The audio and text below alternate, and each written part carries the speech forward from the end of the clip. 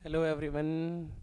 आज ये वीडियो है। ये वीडियो में ना हम लोग बेसिक मैथ पूरा शेयर करेंगे ना, मतलब बेसिक मैथ को डिस्कस करेंगे एकदम शॉर्ट में ना, जो जो हमको मेन मेन चीज़ें पॉइंट है। ठीक है, चलिए बेसिक मैथ में स्टार्ट करते हैं। बेसिक मैथ में पहला टॉपिक स्टार्ट करते हैं टिग्नोमेट्री। चलिए, टिग्नोमेट्री टिग्नोमेट्री है ना। टिग्नोमेट्री में सबसे पहला टॉपिक है angle. Angle is equal to क्या होता है, basic formula. Angle is equal to होता है आर्क अपॉन रेडियस। ठीक है, एंगल का यूनिट क्या होता है, एक होता है डिग्री, एक होता है रेडियन। ठीक है, उसके अलावा यूनिट होते हैं मिनट और होता है सेकंड। ठीक है, ये हमारा एंगल के यूनिट है। ठीक, एंगल का यूनिट डिग्री होता है, रेडियन होता है, मिनट होता है, सेकंड। अगर एंगल कहीं पे डिग्री में दिया है, उसको रेडियन में करना है तो पाई बाई 180 से कर दें। लेकिन एंगल कहीं पे रेडियन में दिया है, उसको डिग्री में करना है तो क्या कर लें, 180 बाई पाई से कर लेना। ये बेसिक सा आपने देखा होगा। ठीक है, जैसे 90 डिग्री को पाई बाई 2 लिखते हैं, 180 को पाई लिखते हैं, 270 को 3 पाई बाई 2, 360 को 2 पाई लिखते हैं। ठीक, अच्छा अब समझिए। ठीक, अगर दो एंगल का सम हमारा 90 है तो उस एंगल को कॉम्प्लीमेंट्री एंगल कहते हैं, और दो एंगल का सम हमारा अगर 180 है तो उस एंगल को हम लोग सप्लीमेंट्री एंगल कहते हैं, है ना। दो एंगल का सम अगर 90 डिग्री है तो उसको कॉम्प्लीमेंट्री एंगल कहेंगे, लेकिन दो एंगल का सम हमारा अगर 180 है तो 90 है तो कॉम्प्लीमेंट्री, 180 है तो सप्लीमेंट्री ना। जैसे 40 डिग्री का जो कॉम्प्लीमेंट्री एंगल होगा वो 50 डिग्री होगा, बट सप्लीमेंट्री कहेंगे ना तो 140 होगा ना। कॉम्प्लीमेंट्री निकालने के लिए हमारा 90 में से माइनस करेंगे, सप्लीमेंट्री निकालने के लिए 180 में से माइनस करेंगे। एंगल का बेसिक सा, बाकी 0 डिग्री, एक्यूट, ऑब्ट्यूस, ये सारी चीज़ें भी होती हैं। ठीक, अच्छा अब आते हैं राइट एंगल ट्रायंगल ना। ये आपका राइट एंगल ट्रायंगल है। राइट एंगल ट्रायंगल में ये थीटा है, थीटा के सामने वाला जो होता है वो परपेंडिकुलर, जहाँ से थीटा जुड़ा होता है वो बेस, और उसके सामने वाला हाइपोटेनस होता है। ऐसे ही पहचानते हैं ना, किसी भी राइट एंगल ट्रायंगल में थीटा के सामने वाला जो होता है वो परपेंडिकुलर होता है, थीटा जहाँ जुड़ा होता है वो बेस, और हमारा 90 के सामने हाइपोटेनस होता है। ठीक है, जैसे ये ट्रायंगल ऐसे ना हो के अगर ये ऐसे होता, ठीक है, अब यहाँ थीटा होता तो थीटा यहाँ जुड़ गया है तो ये आपका बेस होगा। ठीक है, ये आपका परपेंडिकुलर होगा और ये आपका हाइपोटेनस होगा। ठीक है, फिर से बोल दे रहे हैं, थीटा जहां जुड़ा है वो बेस है, थीटा के सामने परपेंडिकुलर है, और जो 90 के सामने यह सबसे बड़ा हाइपोटेनस है। ठीक, पाइथागोरस थ्योरम, पाइथागोरस थ्योरम क्या कहता है कि हाइपोटेनस का जो स्क्वायर होता है परपेंडिकुलर का स्क्वायर और बेस का स्क्वायर होता है ना। जो हाइपोटेनस का स्क्वायर होता है परपेंडिकुलर स्क्वायर और बेस के स्क्वायर के सम के बराबर होता है ना। ये बेसिक बेसिक बातें हो गई। अब आते हैं ट्रिग्नोमेट्री में साइन थीटा ना। साइन थीटा का फॉर्मूला में भी याद हो, परपेंडिकुलर अपॉन हाइपोटेनस होता है, cos theta base upon hypotenuse होता है, टैन थीटा जो होता है वो परपेंडिकुलर बाई बेस होता है। ठीक, साइन थीटा का उल्टा कोसेक थीटा होता है, cosec theta hypotenuse upon perpendicular होता है, कॉस का उल्टा सेक थीटा होता है, वो हाइपोटेनस अपॉन बेस होता है, टैन का उल्टा कॉट थीटा होता है, वो बेस अपॉन परपेंडिकुलर होता है। ठीक, और टैन थीटा की वैल्यू जो होती है वो sine theta upon cos theta भी होता है, और कॉट थीटा की वैल्यू जो होती है वो cos theta upon sine theta होता है। ये हमारे डिफरेंट रिलेशन है। कहीं पे साइन और कोसेक का प्रोडक्ट पूछेगा तो साइन इंटू कोसेक 1 आएगा, कॉस इंटू सेक 1 आएगा, टैन इंटू कॉट 1 आएगा, है ना। अच्छा अब आ जाइए, इनमें रिलेशन पढ़ा होगा ट्रिग्नोमेट्रिक आइडेंटिटी, है ना। क्या होता है, sign square theta plus cos square theta की वैल्यू 1 होती है, ये पहली आइडेंटिटी है।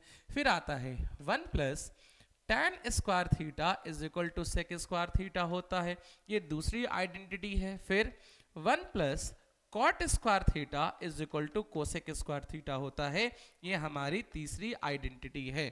ये हमारा तीनों आइडेंटिटी हो गया ना। अब समझ में आ जाइए, आगे हम लोग देखते हैं। ठीक है, आगे आ जाते हैं कोऑर्डिनेट की बात, या एंगल वाली थोड़ी सी बात कर लेते हैं ना, ऐसे समझिए। ठीक है, ये पढ़ा होगा 0 डिग्री पढ़ा होगा, 0, 30, 45, 60 डिग्री और 90 डिग्री। ठीक है, ये टेबल आपने बनाया होगा साइन थीटा के लिए, कॉस थीटा के लिए, टैन थीटा के लिए। ठीक है, साइन थीटा 0 की वैल्यू, साइन 0 ना, साइन 0 की जो वैल्यू होती है 0, साइन 30 हाफ होता है, साइन 45 1/√2 होता है, साइन 60 √3/2 होता है, साइन 90 हमारा 1 होता है। इसको पलट दीजिए ना, ये 1, ये √3/2, ये 1/√2, 2, ये 1/2 और ये 0, तो ये आपका cos आ जाएगा। और इसका रेशियो ले लेंगे ना तो tan आ जाएगा। रेशियो कितना 0/1 0, ये 1/√3, ये 1, ये √3 और 1/0 इन्फिनिट होता है। ये बेसिक हमारे ट्रिग्नोमेट्रिक वैल्यूज हो गई ना।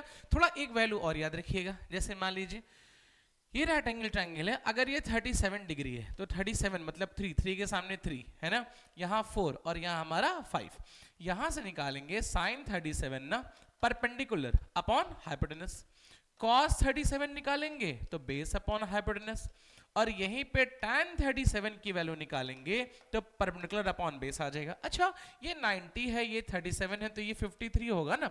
अब अगर ये 53 है, ये 53 है, ये एंगल ले रहे हैं तो ये बेस हो जाएगा, ये परपेंडिकुलर हो जाएगा ना।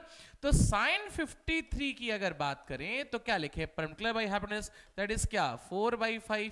यही चीज sin 53 की अगर बात करें तो हमारा 3/5 हो जाएगा, और यही tan 53 की अगर बात करें तो ये हमारा 4/3 होगा। ये ट्रायंगल याद रखिएगा, ये सारी वैल्यूज हो जाएंगे ना।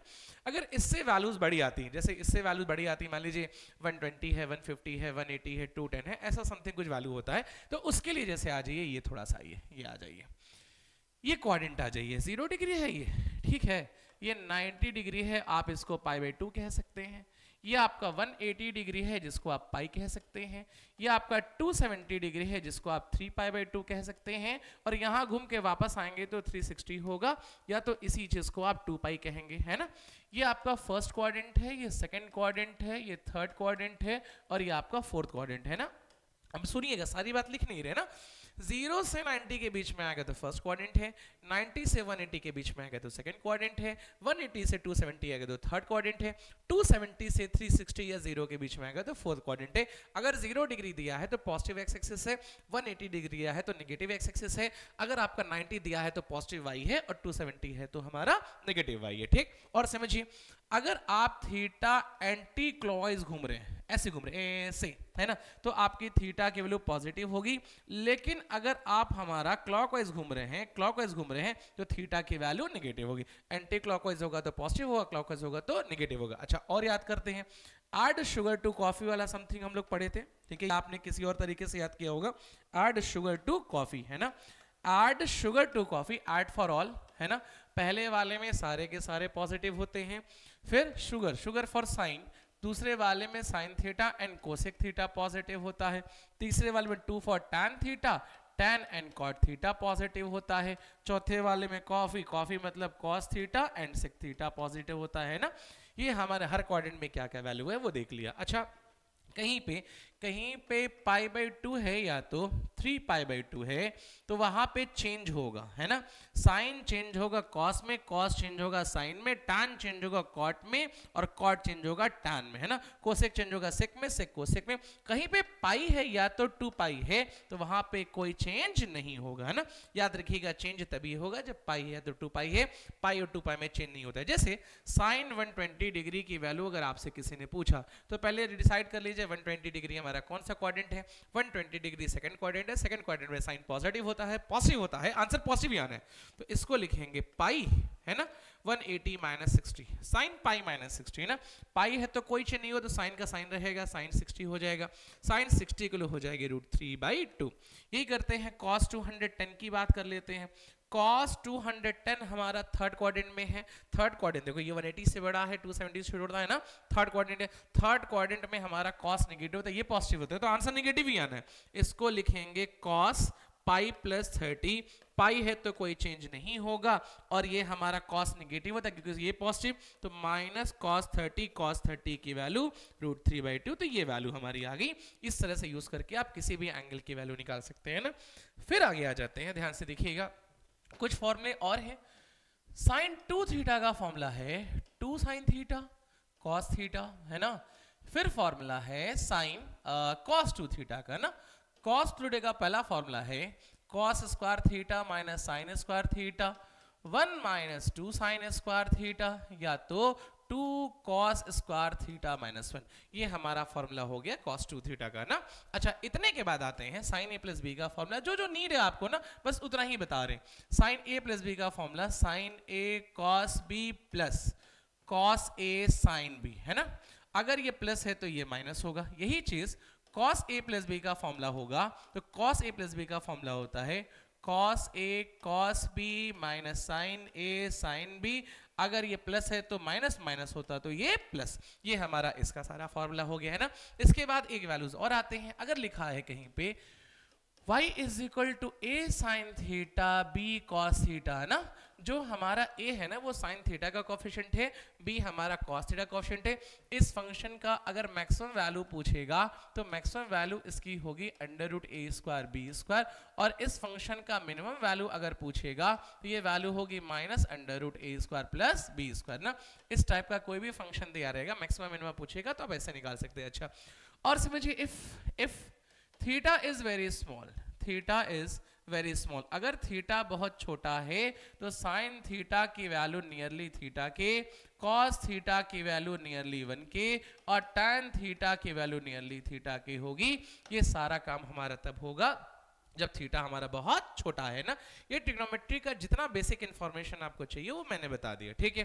अब आते हैं, ध्यान से देखिए, और आते हैं, इसके बाद आता है हमारा एपी सीरीज, है ना। एपी सीरीज बनाने के लिए a plus D, a plus 2d dot dot dot ऐसे ले लीजिए। a हमारा यहाँ पे क्या है, फर्स्ट टर्म है, a हमारा फर्स्ट टर्म है, d हमारा कॉमन डिफरेंस है ना, दो टर्म का जो डिफरेंस होता है हमेशा सेकंड माइनस फर्स्ट करेंगे, थर्ड माइनस सेकंड करेंगे, 10 माइनस 9 करेंगे ना। अच्छा, इस सीरीज का अगर हम पूछे nth टर्म क्या होता है तो फॉर्मूला होता है a plus n minus 1 into D, और सम का जो फॉर्मूला होता है n by 2 into 2a plus n minus n into D हो जाएगा, हमारा n टर्म हो गया और सम ऑफ n टर्म का फॉर्मूला हो गया, ठीक है। जैसे कहा 2 6 10 14 18 22, चेक कर लेते हैं एपी है कि नहीं। फर्स्ट टर्म आपका 2 है और बार बार डिफरेंस 4 आ रहा है ना, तो कॉमन डिफरेंस की वैल्यू 4 है, इसलिए एपी है तो डी की वैल्यू 4 आ गई। अब कुछ भी पूछे, 10 टर्म पूछे तो ये फॉर्मूला यूज कर लेंगे, सम पूछे तो भी हम ये फॉर्मूला, ये वाला फॉर्मूला यूज कर लेंगे ना। अच्छा, जो आने वाला कॉमन डिफरेंस है वो पॉजिटिव भी हो सकता है और नेगेटिव भी हो सकता है ना, जो चाहे हो सकता है, वो डिपेंड है। जैसे मान लीजिए जैसे करते हैं 20 18 16 14 डॉट, तो फर्स्ट टर्म तो 20 है और बार बार क्या ऐड कर रहे हैं -2, तो ये नेगेटिव भी हो सकता है और पॉजिटिव। फिर आते हैं आपके पास जीपी सीरीज, है ना, A R square dot dot ना। ए हमारा यहाँ पे फर्स्ट टर्म है, आर हमारा कॉमन रेशियो है, कॉमन रेशियो कैसे निकालते हैं ना, डिवाइड करके। जैसे वहां पे माइनस करके निकाल लेते हैं ना, कि सेकंड में से फर्स्ट को माइनस कर रहे थे, यहाँ पे सेकंड को फर्स्ट से डिवाइड करके निकालेंगे, ठीक है। ये हमारा कॉमन रेशियो है। इसमें एन टर्म का फॉर्मूला होता है ए आर पे पावर n माइनस 1, है ना, और सम ऑफ इनफिनिट टर्म का फॉर्मूला होता है a अपॉन 1 माइनस आर। ये फॉर्मूला आप तभी लगाएंगे जब r की वैल्यू 1 से छोटी है, अगर r की वैल्यू 1 से बड़ी है तो ये फॉर्मूला हमारा वैलिड नहीं होगा। जैसे करते हैं, कहा 1/2 1/4 1/8 डॉट डॉट डॉट, है ना। तो देखिए फर्स्ट टर्म तो 1 आ गया, अब 1 में क्या मल्टीप्लाई करें, 1/2 आ जाए तो 1/2, फिर 1/2 कर दे तो 1/4 आ जाएगा, फिर 1/2 कर दे तो 1/8 आ जाएगा। तो फर्स्ट टर्म की वैल्यू 1/1 हो गई और कॉमन रेशियो 1/2 हो गया, फर्स्ट टर्म 1 हो गया, कॉमन रेशियो 1/2 हो गया, और ये फॉर्मूला लगा सकते हो आर की वैल्यू 1 से छोटी है तो क्या यूज करेंगे, s infinity a upon 1 minus 1/2, तो 1 अपॉन 1/2 दैट इज क्या आ गया, 2 आ गया। एपी सीरीज भी हो गया और जीपी सीरीज भी आ गया। फिर आता है बाइनोमियल एक्सपेंशन, है ना। बाइनोमियल एक्सपेंशन थोड़ा सा देख लीजिए क्या कहता है। कहीं भी अगर ऐसा लिखा है 1 प्लस एक्स पे पावर n, है ना, ऐसा कोई इक्वेशन लिखा है और x काफी छोटा है, x is very small, x अगर बहुत छोटा है तो लिख सकते हैं 1 प्लस nx। 1 प्लस x पे पावर माइनस n लिखा है तो भी इसको लिख सकते हैं 1 माइनस nx लिख सकते हैं। ये सारा काम आप तभी कर सकते हैं जब x की वैल्यू क्या हो, काफी छोटी हो, बहुत स्मॉल हो, तभी ये लगा सकते हैं ना। इसके बाद आते हैं कुछ स्पेशल सीरीज पढ़ लेते हैं। स्पेशल सीरीज, है ना, आपको ये सब क्वेश्चन में आपने किया होगा तो आपको यूज मिला होगा ना। Sum of first and natural number 1 plus 2 plus 3 dot dot dot n, इसका फॉर्मूला होता है n प्लस 1 अपॉन 2, इनके स्क्वायर का जो सम होता है, ठीक है, 1 square 2 square 3 square dot dot dot n square, है ना। इनके स्क्वायर का सम जो होता है n plus 1 2n plus 1 upon 6, है ना। यही चीज इनके क्यूब का सम निकालें, 1 cube 2 cube dot dot dot n cube ना, तो ये पहला वाला ही आएगा n प्लस 1 अपॉन 2, बट इसका क्या आ जाएगा होल स्क्वायर, ये भी आ गया। यही चीज अगर एक ये सीरीज देखें log 1 प्लस एक्स की सीरीज देखें तो ये आता है x minus x square by 2 plus x cube by 3 minus x पे पावर 4 बाई 4 डॉट डॉट डॉट इन्फिनिटी ना, ये हमारा log 1 प्लस एक्स की सीरीज आ गई। ठीक, अगर यही चीज ऐसे कह दें इफ x की वैल्यू 1 आ जाए, 1 1 2 log 2 आ जाएगा। ठीक है, log 2 आ जाएगा, यहाँ वैल्यू रखिए 1 minus 1 by 2 1 by 3 minus 1 by 4 dot dot infinity, ये हमारा log 2 की वैल्यू हो गई, ये हमारा स्पेशल सीरीज हो गया। फिर आते हैं क्वाड्रेटिक इक्वेशन, है ना, क्वाड्रेटिक इक्वेशन। क्वाड्रेटिक इक्वेशन में आपने पढ़ा होगा, ठीक है, कि अगर कहीं पे कोई इक्वेशन है ax square bx plus c is equal to 0, है ना, जहां पे a जो है ना x स्क्वायर का कोएफिशिएंट है, b हमारा x का कोएफिशिएंट है और c हमारा कांस्टेंट टर्म है। ये क्वाड्रेटिक इक्वेशन है, इसके दो रूट आते हैं, दो सॉल्यूशन आते हैं, या तो फैक्टराइजेशन मेथड से कर लीजिए या तो फॉर्मूले से कर लीजिए। x की वैल्यू होती है minus b plus minus under root b square minus 4ac upon 2a, ये हमारा फॉर्मूला हो गया। या तो फैक्टराइजेशन मेथड से करिएगा या तो हम लोग फॉर्मूले से करें। जब सॉल्व करेंगे एक बार प्लस लेके सॉल्व करेंगे, एक बार माइनस। इसमें दो रूट होते हैं, दो सॉल्यूशन होते हैं, दो आंसर होते हैं।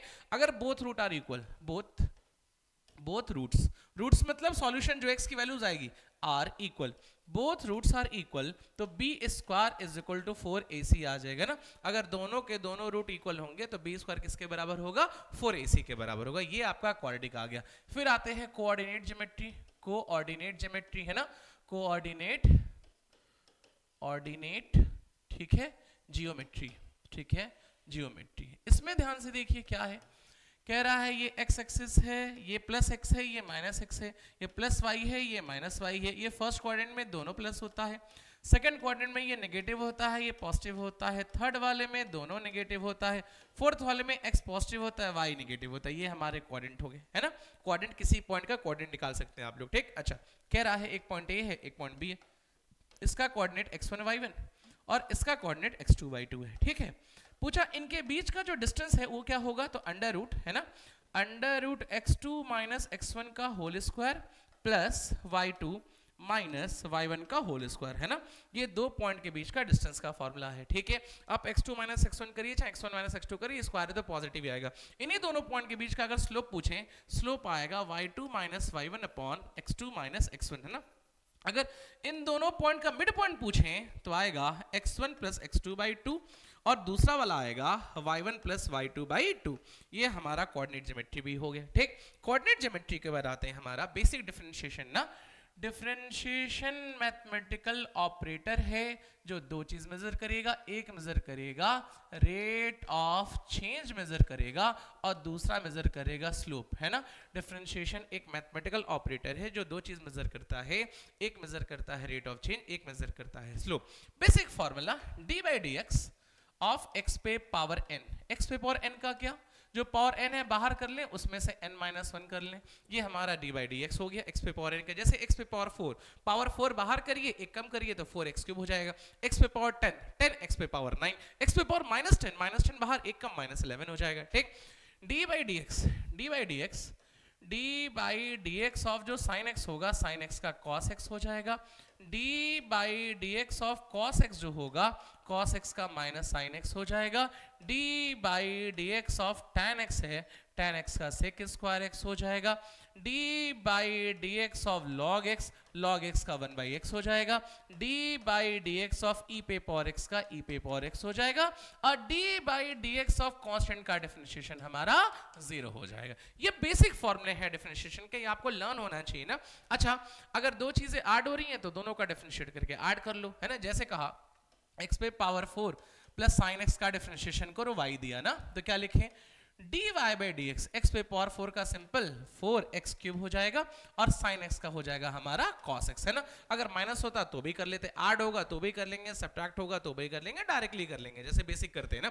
लेकिन अगर दो फंक्शन का मल्टीप्लीकेशन होगा fx इंटू जी एक्स, अगर कहीं पे दो फंक्शन है और दो फंक्शन का मल्टीप्लीकेशन हो रहा है तो मल्टीप्लीकेशन वाला सॉल्व करने के लिए प्रोडक्ट रूल लगाना है। प्रोडक्ट रूल कैसे लगाएंगे, देखिए d y by d x is equal to f x को छोड़ दिया जाए, d by d x of g x कर लिया जाए, ठीक है। फिर क्या किया जाए, जी एक्स को छोड़ दिया जाए और D by d x of F x कर लिया जाए। ये फॉर्मूला, ये रूल हमारा तब लगेगा जब दो फंक्शन का मल्टीप्लिकेशन होगा, प्रोडक्ट रूल लगेगा। जैसे y is equal to x पे पावर 4 इंटू साइन एक्स, है ना। तो d y by d x की वैल्यू x पे पावर 4 को छोड़ देते हैं, साइन x का डिफरेंशिएशन cos x हो जाएगा, साइन x को छोड़ देते हैं, x पे पावर 4 का 4x क्यूब हो जाएगा। ये बाकी कॉमन वगैरह ले लीजिए। तो अगर दो से ज्यादा फंक्शन होंगे, दो फंक्शन का मल्टीप्लिकेशन होगा, तो मल्टीप्लिकेशन करने के लिए हम लोग कौन सा रूल लेंगे, प्रोडक्ट रूल लेंगे ना। क्वोशिएंट रूल भी होता है डिवीजन के लिए, उससे बहुत खास मिलता नहीं है, लेकिन मैं बता दे रहा हूं y is equal to f x upon g x है, ठीक है। अब इसका करना है dy बाई डी एक्स। देखिए fx न्यूमरेटर है, gx डिनोमिनेटर है ना। fx न्यूमरेटर है, gx डिनोमिनेटर है। जो भी gx है ना, जो डिनोमिनेटर है पहले उसका स्क्वायर करिए, gx को छोड़ दीजिए और इसको डिफरेंशिएट करिए dy by d x of fx, ठीक है। अब काम करिए माइनस, है ना। आप fx को कर चुके हैं, छोड़ दीजिए, d बाई डी एक्स कर लीजिए किसका, gx का। ये हमारा क्वोशिएंट रूल हो गया। जैसे एक एग्जांपल करते हैं, लिखा है, ठीक है, लिखा है y is equal to x पे पावर 4 अपॉन साइन x, ठीक है। तो dy बाई डी एक्स की जो वैल्यू आ गई, डिनोमिनेटर में साइन x है तो sine square x, sine x को छोड़ दिया जा रहा है ना, x पे पावर 4 का 4x क्यूब माइनस, है ना, x पे पावर 4 को छोड़ दे तो sin x का हमारा cos x आ जाएगा। ये हमारा कौन सा रूल हो गया, क्वोशिएंट रूल हो गया। प्रोडक्ट रूल हो गया, जब मल्टीप्लाई होगा, डिवीजन होगा तो हमारा क्वोशिएंट रूल हो गया ना। फिर आता है चेन रूल, सिंपल सी बात है, चेन रूल, ठीक है। इसमें बहुत कम क्वेश्चन आपको मिलेंगे। जैसे लिखा y is equal to sine 2x, तो dy बाई डी एक्स की जो वैल्यू आएगी, साइन x का तो जानते हैं cos 2x आएगा, लेकिन ये जो चीज है ना, इसको एक बार और डिफरेंशिएट करिए, dy by d x of 2x, तो x का 1 2 कांस्टेंट है तो कितना आ गया 2 cos 2x। ये आप ऐसे याद रखिए ना कि x का जो कोएफिशिएंट है उससे मल्टीप्लाई कर दिए। जैसे y इज इक्वल टू लिखा है cos 10x, ठीक है। तो dy बाई डी एक्स की वैल्यू आ गई cos का माइनस साइन 10x, और x के साथ एक्स्ट्रा 10 है तो 10 से मल्टीप्लाई कर दीजिए, तो dy बाई डी एक्स की वैल्यू जो आ गई माइनस 10 साइन इंटू क्या 10x। ये हमारा चेन रूल हो गया। ऐसे याद रखिए, चेन रूल में किसी फंक्शन को आप तब तक डिफरेंशिएट करेंगे जब तक उसका आंसर 1 ना आ जाए, लास्ट वाला। जैसे एक और एग्जांपल ले लेते हैं, y इज इक्वल टू लिखा है साइन x पे पावर 4, तो dy by d x, sine का लिखते हैं cos x पे पावर 4, इसका एक बार और करेंगे, है ना, तो आएगा 4x क्यूब और x का करेंगे तो 1। किसी फंक्शन को तब तक डिफरेंशिएट करेंगे जब तक उसका आंसर 1 ना आ जाए, ये हमारा चेन रूल है। अब आगे आ जाते हैं, दूसरा नेक्स्ट देखते हैं ना, मैक्सिमा एंड मिनिमा, ठीक है। जैसे लिखा y is equal to x cube, है ना, कह रहा है इस फंक्शन का आपको स्लोप निकालना है, तो सिंपली डिफरेंशिएट करिए, है ना। y is equal to dy by d x, slope यही होता है, दैट इज कितना आ गया 3x स्क्वायर ना। जैसे कहा कि velocity is equal to 3t square, है ना, वेलोसिटी टाइम का फंक्शन है, बोला एक्सेशन निकालिए। आपको पता है एक्सेशन dv बाई dt होता है, ठीक। तो एक्सेशन की वैल्यू dv बाई dt होती है, 3 कांस्टेंट है, t स्क्वायर का 2t आ जाएगा, तो एक्सेशन की वैल्यू 60 आ जाएगी। ये हमारा एक्सेशन आ गया, ठीक है। स्लोप निकाल लीजिएगा, कभी स्लोप पूछा मतलब डिफरेंशिएट करने के लिए पूछा ना। अब पूछ रहा है maxima and minima, maxima and minima. किसी फंक्शन का मैक्सिमा या मिनिमा निकालना है, पहले उस फंक्शन को डिफरेंशिएट करिए, पहले उस फंक्शन को डिफरेंशिएट करिए, डिफरेंशिएट करके 0 कर लीजिए। 0 करेंगे तो x की कुछ वैल्यूज आएंगी, 2 वैल्यू 3 वैल्यू 4 वैल्यू 1 वैल्यू, वो डिपेंड करेगा इक्वेशन पे, है ना।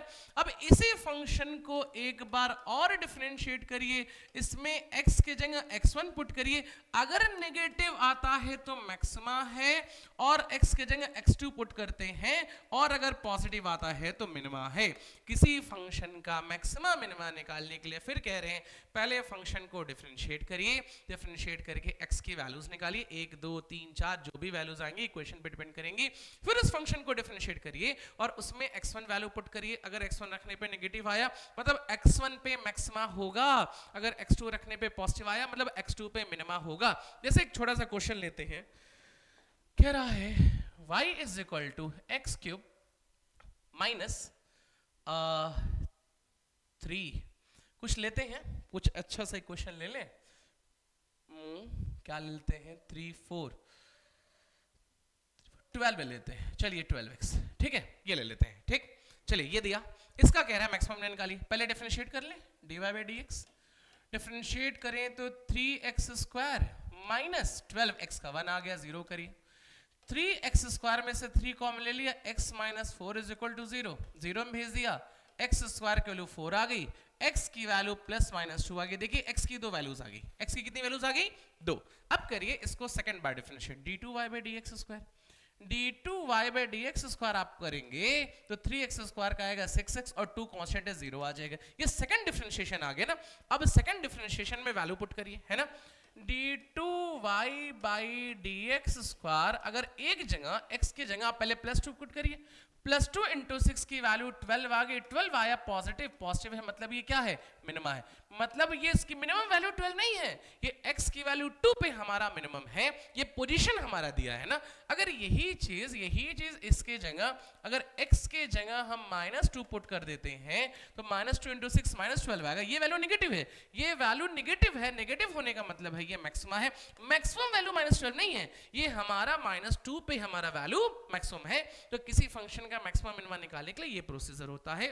ये बेसिकली आपका पूरा का पूरा डिफरेंशिएशन हो गया ना, जितना नीड है हमने मतलब अपनी पूरी कोशिश की है कि सब बता दें। अब आते हैं इंटीग्रेशन, है ना, इंटीग्रेशन देखिए क्या होता है, इंटीग्रेशन भी एक मैथमेटिकल ऑपरेटर है, इंटीग्रेशन का काम होता है, इंटीग्रेशन एक मैथमेटिकल ऑपरेटर है और इंटीग्रेशन का काम होता है कि कहीं पे भी एडिशन करना, क्या करना, एडिशन करना और आपको एरिया निकालना, है ना।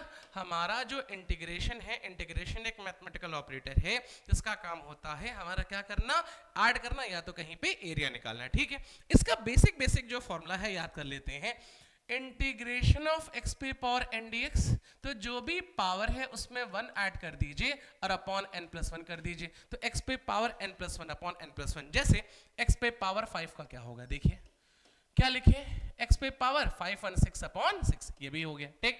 Integration of sine x dx, sine x का होता है minus cos x, integration of cos x dx, cos x का होता है sine x, integration of 1 upon x dx, 1 upon x differentiation होता है ना किसका, log x का, तो ये हो जाएगा आपका log x। Integration of e पे पावर x dx, इसका सेम रहेगा, कोई चेंज नहीं आएगा। Integration of constant into dx, तो ये आएगा आपका cx, है ना। जैसे इंटीग्रेशन ऑफ dx जो होता है x होता है, इंटीग्रेशन ऑफ जो dv होता है वो v होता है, इंटीग्रेशन ऑफ dm दिया है वो हमारा m होगा। ये हमारा इंटीग्रेशन का बेसिक फॉर्मूला है। इंटीग्रेशन में दो है, ठीक है, एक है हमारा डिफिनिट, एक इंटीग्रेशन हमारा डिफिनिट है, ठीक है, और एक इंटीग्रेशन हमारा इनडिफिनिट है ना। अगर कहीं पे लिमिट नहीं लगा है तो इनडिफिनिट है, कहीं पे लिमिट लगा है तो डिफिनिट है। जैसे कह रहा है integration of x cube dx, ये वैल्यू 1 से लेके 2 तक इंटीग्रेट करनी है, जो 1 है वो लोअर लिमिट है, 2 जो है वो अपर लिमिट है, तो पहले लिमिट को भूल जाइए, इंटीग्रेट करिए। x क्यूब का इंटीग्रेशन होता है 1 ना, x पे पावर 4/4, 1 से 2 तक करेंगे, 1/4 कांस्टेंट है, वैल्यू रखें 2, 2 पे पावर 4, एक बार अपर लिमिट रखिए, फिर माइनस 1 पे पावर 4, 2 पे पावर 4 मतलब 16 माइनस 1 15/4 आ गया, ये हमारा है ना। तो जैसे हमको लिमिट वाला सॉल्व करना होगा, जैसे इंटीग्रेशन करते हैं वैसे ही करेंगे, बस फर्क क्या होगा कि एक बार आप अपर लिमिट रख देंगे जो भी आंसर आ रहा है, फिर माइनस लगा के लोअर लिमिट रख देंगे। अच्छा, जैसे कहा sine theta 0 to 30 degree D theta, है ना, तो सिंपल सा साइन थीटा का डिफरेंशिएशन होगा कॉस थीटा माइनस के साथ होता है, और लिमिट लगा दे कहां से कहां तक, 0 से 30 तक, तो माइनस कॉस 30 और माइनस लगा के कॉस 0, कॉस 30 की वैल्यू हो गई √3/2, कॉस 0 की वैल्यू हो गई 1, ये भी हो गया, है ना। तो जब भी आप डिफरेंट सॉल्व करेंगे, आप जैसे इंटीग्रेट करते हैं वैसे कर लीजिएगा, लेकिन एक बार अपर लिमिट और एक बार लोअर। अच्छा, एक क्वेश्चन और है, थोड़ा सुनिएगा, कह रहा है integration of cos 2 theta d theta 30 degree to आपका, या मान लीजिए 15 डिग्री टू 30 डिग्री का, ठीक है। अब सुनना, लिमिट भूल जाओ, cos 2 थीटा का इंटीग्रेशन होगा sin 2 थीटा, sin 2 थीटा। अच्छा, थीटा के साथ एक्स्ट्रा 2 है ना, अगर डिफरेंशिएशन में एक्स्ट्रा आता था तो मल्टीप्लाई कर देते थे, इंटीग्रेशन में एक्स्ट्रा आएगा तो उससे क्या कर देंगे, डिवाइड कर देंगे। और कहां से कहां तक, 15 से 30 तक। अब 1/2 बाहर बुलाइए, लिमिट रखिए, 30 × 2 60, तो sin 60 माइनस 30 थीटा 15 इंटू 2 तो कितना साइन 30, साइन 60 की वैल्यू जो होती है √3/2 होती है, 30 की वैल्यू हाफ होती है, ये हो गया है ना। ऐसे ही साइन 3 थीटा का इंटीग्रेशन पूछे तो क्या लिखेंगे minus cos 3 theta by theta, जो भी एक्स्ट्रा आएगा उससे डिवाइड हो जाएगा, जबकि डिफरेंशिएशन में जो एक्स्ट्रा था उससे मल्टीप्लाई होता है। ये आपका इंटीग्रेशन का पूरा पोर्शन हो गया ना। इंटीग्रेशन के बाद आते हैं ग्राफ, ठीक है। कई लोग कंफ्यूज होते हैं ग्राफ वगैरह में, है ना। y is equal to mx plus c, y का पावर 1 x का पावर 1, है ना। कहीं पे कोई इक्वेशन में दो वेरिएबल दिए हैं, दोनों का पावर 1 है तो ग्राफ हमारा स्ट्रेट लाइन होगा। कहीं पे किसी इक्वेशन में दो वेरिएबल है, दोनों का पावर 1 है तो ग्राफ हमारा स्ट्रेट लाइन होगा, समथिंग ग्राफ स्ट्रेट लाइन बन जाएगा, ठीक है। और अगर कहीं पे y is equal to mx दिया है, y is equal to mx दिया है, c नहीं है, m जो है इसका स्लोप है, m हमारा इसका स्लोप है, c हमारा इंटरसेप्ट है। अगर कहीं पे c की वैल्यू 0 दी है, इंटरसेप्ट नहीं दिया है, मतलब कि वो ग्राफ हमारा कहां से पास करेगा, ओरिजिन से पास करेगा। y is equal to minus mx दिया है, इंटरसेप्ट फिर से 0 है, लेकिन ये नेगेटिव है। देखिए ये नेगेटिव तो ये पॉजिटिव, ये पॉजिटिव तो ये नेगेटिव, हाँ, तो ये ग्राफ हमारा ऐसे स्टार्ट होगा, है ना। तो किसी इक्वेशन में दो वेरिएबल हो, दोनों का पावर 1 हो तो ग्राफ स्ट्रेट लाइन, दोनों का पावर 1 होने के साथ साथ अगर इंटरसेप्ट की वैल्यू 0 हो तो ग्राफ हमारा ओरिजिन से स्टार्ट होगा। दो वेरिएबल होने चाहिए और दोनों वेरिएबल का पावर हमारा 1 होना चाहिए। जैसे लिखते हैं v इक्वल टू आई, चलिए तो v का पावर 1, i का पावर 1, ग्राफ स्ट्रेट लाइन, कोई इंटरसेप्ट नहीं है ना। लिखते हैं, क्या लिख ले, मान लीजिए, हाँ लिखते हैं circumference is equal to 2 pi r, circumference is equal to 2 pi r, है ना। c का पावर 1, r का पावर 1, तो फिर से ग्राफ हमारा कैसा स्ट्रेट लाइन ओरिजिन से पास करता हुआ मिलेगा। ये हमारा स्ट्रेट लाइन का हो गया। और आते हैं, ठीक है, थोड़ा और समझिए। तो अच्छा इसका लिखें ax plus by is equal to C. यहाँ भी देखो दो वेरिएबल है ना, एक x है एक y है, दोनों का पावर 1 है तो ग्राफ कैसा है स्ट्रेट लाइन। अच्छा लिखा है y square is equal to kx, है ना। यहाँ पे दो वेरिएबल है लेकिन एक का पावर 1 है एक का पावर 2 है, तो ये ग्राफ हमारा पैराबोला होगा और पैराबोला बेंड होगा छोटे पावर की तरफ। जैसे इसमें अगर हम ग्राफ बनाते हैं ऐसा कि y है, ये x है, ओरिजिन से स्टार्ट हुआ, छोटा पावर x का है तो x, यही चीज होता y square is equal to minus kx होता, तो y और x में ग्राफ बनाते तो ये हमारा बेंड होता माइनस x की तरफ। अगर x square is equal to ky होता और ग्राफ बनाते छोटा पावर प्लस y का है ना, तो प्लस y की तरफ बेंड होता। x square is equal to minus ky होता तो ये ग्राफ बनाते माइनस y की तरफ, है ना। तो ये ग्राफ हमारा पैराबोला का हो गया। किसी इक्वेशन में दो वेरिएबल हो, एक का पावर 1 हो एक का पावर 2 हो, तो पैराबोला और बेंड किसकी तरफ होगा, छोटे वाले पावर की तरफ बेंड होगा। जैसे area is equal to pi r square. चलिए एरिया और रेडियस में ग्राफ बना लें, एरिया का पावर 1 रेडियस का पावर 2, तो ग्राफ पैराबोला ओपनिंग होगा ए की तरफ, है ना। लिखा है h is equal to i square r into t. h और r में, h और i में ग्राफ बनाते हैं ना, h का पावर 1 i का पावर 2, तो ग्राफ पैराबोला h की तरफ। यही चीज h और t में ग्राफ बनाएंगे ना, तो दोनों का पावर 1 है तो ग्राफ स्ट्रेट लाइन। दो ग्राफ पढ़ लिया, ठीक। दो ग्राफ के बाद आ जाइए, लिखा है कहीं y proportional to 1 by x, है ना। y का पावर 1 है, x का पावर हमारा -1 है। जब भी ऐसा ग्राफ होगा तो ग्राफ हमारा एक का पावर 1 है, एक का पावर -1 है, ग्राफ हमारा रेक्टेंगुलर हाइपरबोला बनेगा, रेक्टेंगुलर हाइपरबोला। यही चीज y proportional to 1 by x square हो जाए, y का पावर 1 है, x का पावर -2 है, तो लाइक रेक्टेंगुलर हाइपरबोला बनेगा। ये ग्राफ हमारा और कर्व बनता है। ये ग्राफ फर्स्ट और थर्ड में पास करता है, ये फर्स्ट सेकंड में। इसमें x पॉजिटिव तो y पॉजिटिव, x नेगेटिव तो y नेगेटिव, लेकिन x पॉजिटिव चाहे नेगेटिव y हमेशा पॉजिटिव ना। तो एक पहला वाला बन गया रेक्टेंगुलर हाइपरबोला का, दूसरा बन गया लाइक रेक्टेंगुलर हाइपरबोला। अब आते हैं x square upon a square plus y square upon b square is equal to 1, है ना। दो वेरिएबल है, दोनों का पावर 2 है, तो ग्राफ हमारा एलिप्स बनेगा। इसका ग्राफ हमारा समथिंग ये होता है, ये एलिप्स है। ये वाला चीज a होता है मेजर एक्सिस, ये वाला चीज b होता है जिसको कहते हैं माइनस एक्सिस। यहाँ पे a की वैल्यू b से बड़ी है, अगर b की वैल्यू a से बड़ी हो जाएगी तो जो हॉरिजॉन्टल एलिप्स बनना था वो वर्टिकल एलिप्स बनेगा।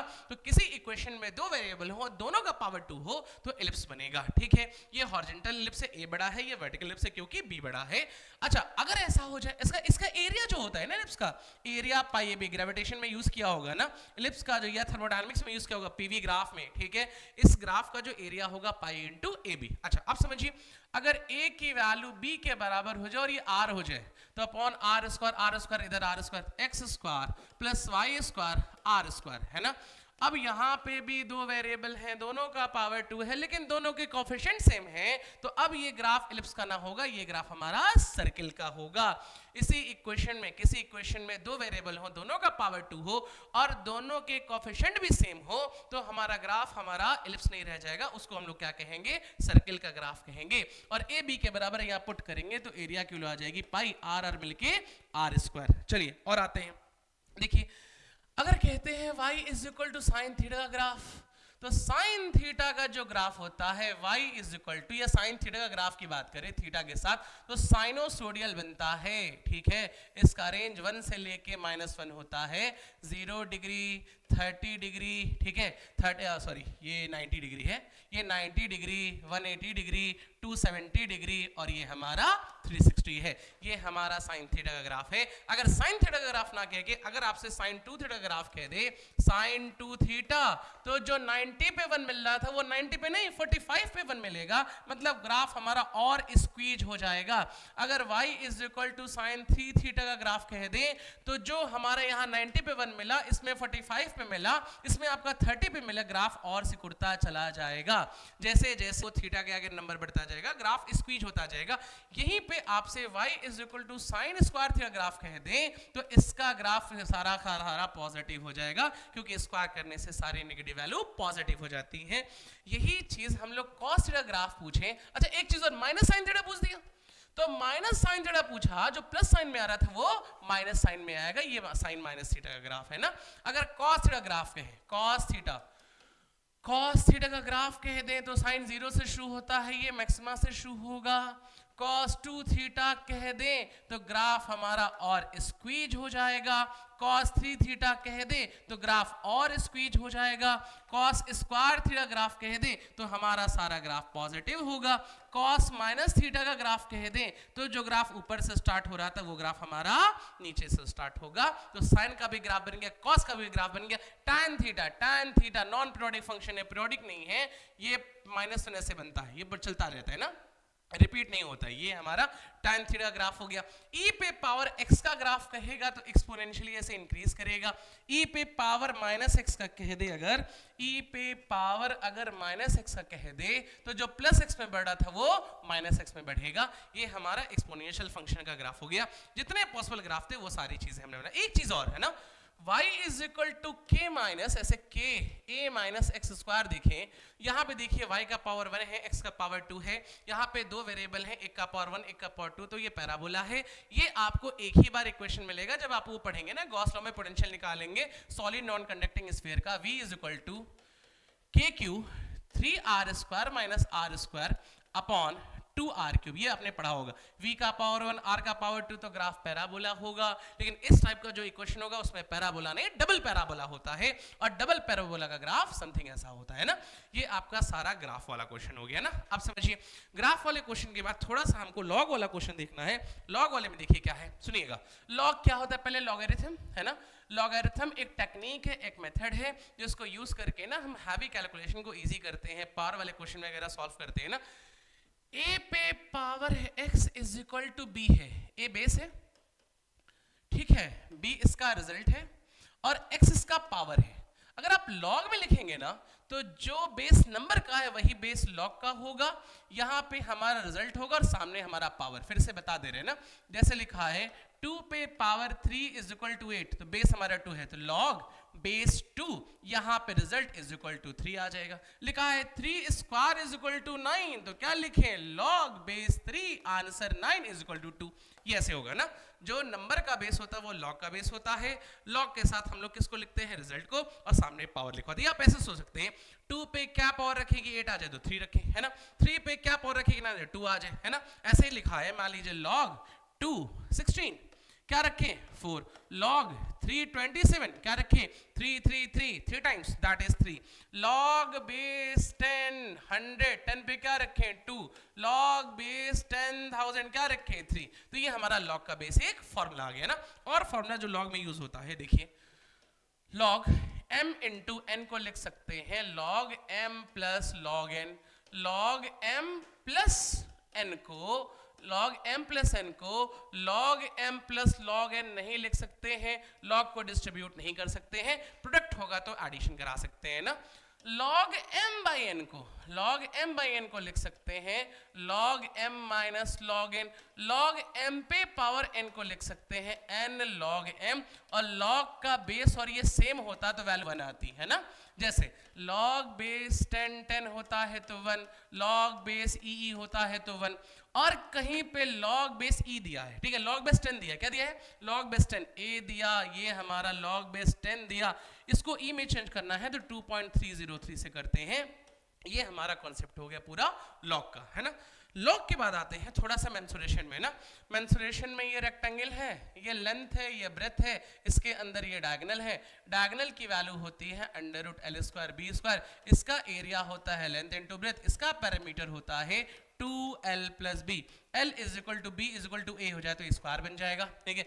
ये आपका ट्रायंगल है, ट्रायंगल का ये बेस है, ये हाइपोटेनस है, इसका एरिया होता है half into base into hypotenuse. ये आपका अगर ट्रायंगल है ना, बेस हमेशा ये होता है और हाइट हमेशा परपेंडिकुलर डिस्टेंस होती है ना, तो एरिया ये होगा half into base into height. ये आपका हो गया। अब आपका ये सर्किल है, सर्किल का रेडियस अगर r है तो सर्किल का एरिया होता है πr², ठीक है, इसमें कोई इन वगैरह नहीं होता है, इसका सर्कमफ्रेंस होता है 2πr, और जितना सर्कमफ्रेंस होता है उतना ही पेरीमीटर होता है।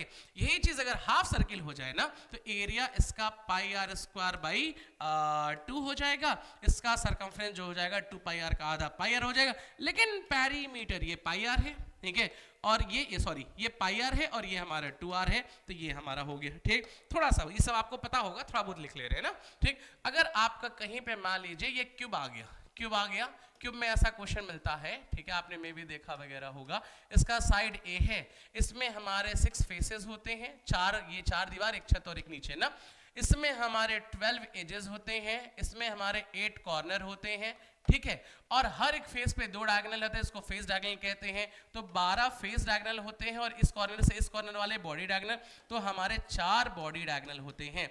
इस क्यूब का जो वॉल्यूम होता है a क्यूब होता है, इसका जो टोटल सरफेस एरिया होता है वो 6a² होता है, ठीक है। अगर इसका हम फेस डायगोनल की बात करें तो √2a होता है, बॉडी डायगोनल की बात करें तो √3a होता है। ऐसे छोटे मोटे फिगर याद रखिएगा, बाकी फॉर्मूला याद रखिएगा। a + b का होल स्क्वायर जो होता है, a + b का whole square a² b² + 2ab, minus होगा तो माइनस लग जाएगा, a² - b² का फॉर्मूला होता है a - b × a + b होता है। ऐसे बेसिक फॉर्मूले ये सारे याद रखिएगा। तो जो भी बेसिक मैथ में नीट में पढ़ने के लिए आपको जरूरत है, जो आपको नीडे हैं, ठीक है, वो सारी चीजें मैंने डिस्कस कर दी है। मेरे हिसाब से तो कुछ नहीं छूटा, कुछ छूटा होगा तो मैं फिर इसको डिस्कस कर दूंगा, बाकी नेक्स्ट वीडियो में देखते हैं ना। चलिए आज के लिए थैंक यू।